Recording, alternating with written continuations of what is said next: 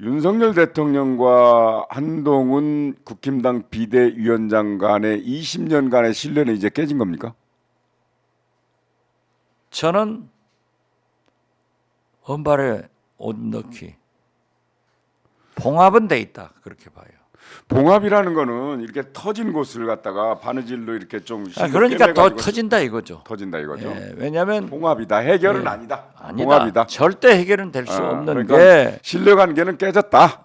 저는 어떤 경우에도 지금 현재 5년 임기 중에서 2년도 안 된 윤석열 대통령과 김건희 여사가 앞으로 3년이 있는데 각을 세울 수는 한동훈 위원장이 두 가지 명령을 거역할 때 제가 처음부터 그랬잖아요. 한동훈 위원장은 총선 전에 해촉이 될 수 있다. 네네 그런 나는 말씀하셨죠.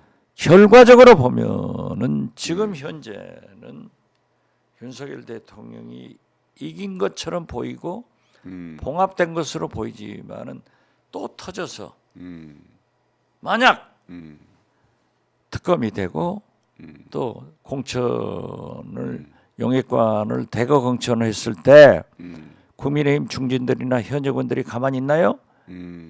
했을 때 터지면은 이러한 책임을 지고 한동훈 비대위원장은 물러가야 된다. 한동훈 비대위원장은 총선 끝날 때까지가 자기 임기라고 그랬는데. 아니 그런데 대통령이 나가라면 나가는 거죠.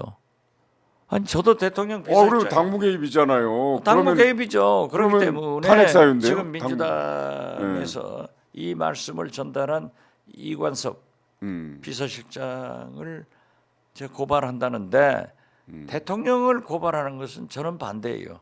해봐야 무슨 필요가 그렇죠. 없어요. 임기 중에는 임기 중에는 공소권이 없으니까 그렇게 되면은 어떻게 됐든 당무 개입이고 선거법 위반이고 여러 가지가 있죠. 네네. 그렇지만은 비서실장이 가만서 간둬라. 네네. 라고 한 것은 비서실장 개인이 아니에요. 네네. 저도 김대중 대통령 비서실장을 하면서 집권 말이기 때문에 여러 가지 그런 소위 좋은 의미는 또 있지만은 나쁜 의미의 악역을 많이 해본 사람이에요.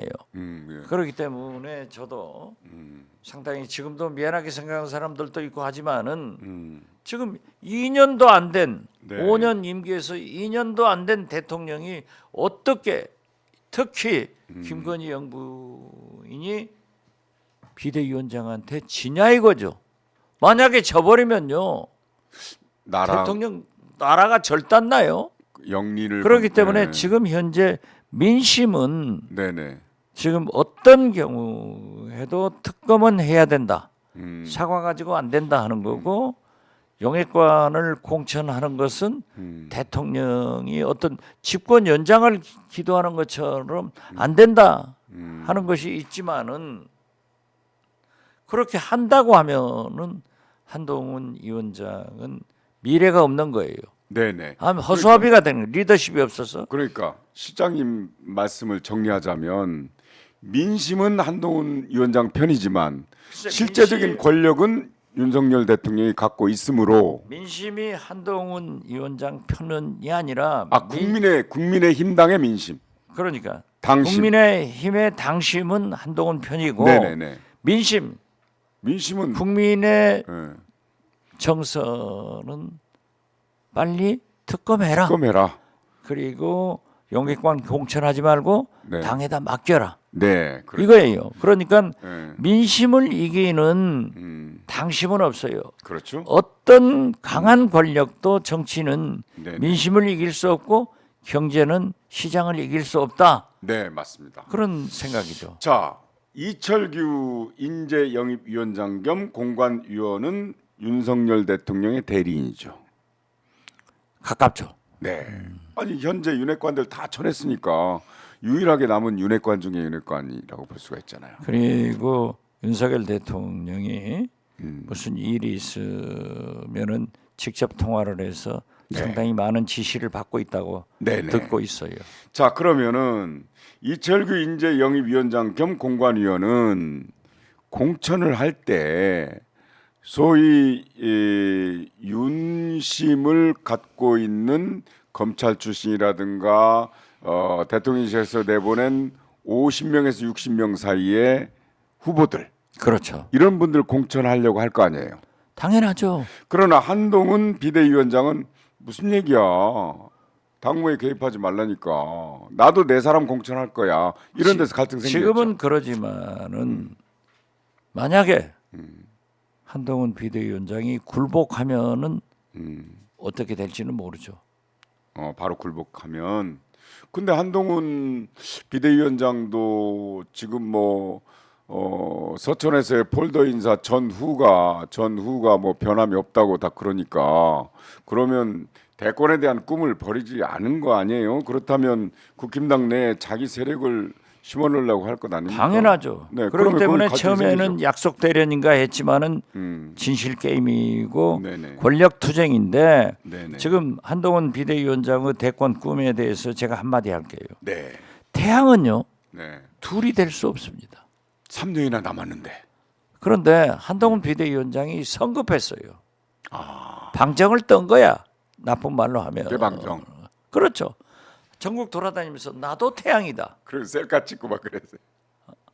나도 태양이다. 네. 이인자의 길이 얼마나 힘들고 머리 회전을 잘해야 되는지 그걸 모른 거예요. 그래서 대통령 중심제에서는 아까도 얘기했지만은 대통령한테 잘못 보여도 살아남지만은 대통령 측근한테 잘못 보이면은 못 살아남는 거예요. 아, 그런 거예요? 설사 대통령이 내 후계자니까 한동훈이 좀 저렇게 다닌다. 영부인은 좀 기분이 나빴을 거예요. 그렇지만 대통령 비서실에서는 저게 뭐야? 우리 대통령인데 자기가 무슨 대통령이야? 이게 말이 안 돼? 그래가지고 날려버린다고요. 그래서 제가 늘 얘기해온 게 있어요. 대통령은 측근이 원수고 재벌은 핏줄이 원수다. 네네. 이게 측근이 잘 알아서 행동을 해야 되는 거예요. 그런데 이번에 보니까 네네. 한동훈 비대위원장이 서천 현장에 가서는 조금 달라진 거예요. 네네. 미리 도착했으면 미리 가볼 건데 안 가고 한 15분 밑에서 기다리는 거 보면 눈 맞아가면서. 그렇죠. 여의도 문법을 좀 안 것 같아. 자, 그런데 시장님께서 그런 말씀 하시니까 얼른 생각이 나는데 이제 한동훈 비대위원장이 전국을 순회하면서